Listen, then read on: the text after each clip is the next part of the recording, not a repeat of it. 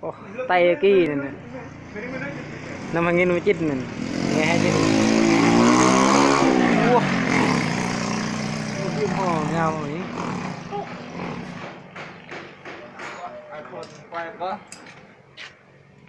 Quay mình ra luôn bên đây.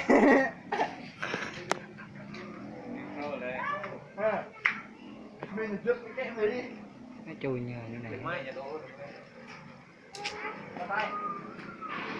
này giờ hát đập bẹo à tôm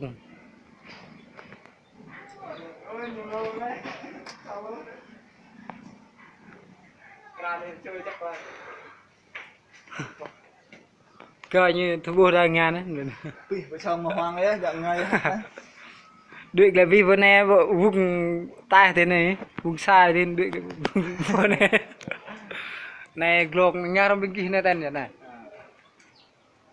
đập ví đó có hiểu mừng thì tôi một cái nói bố có tên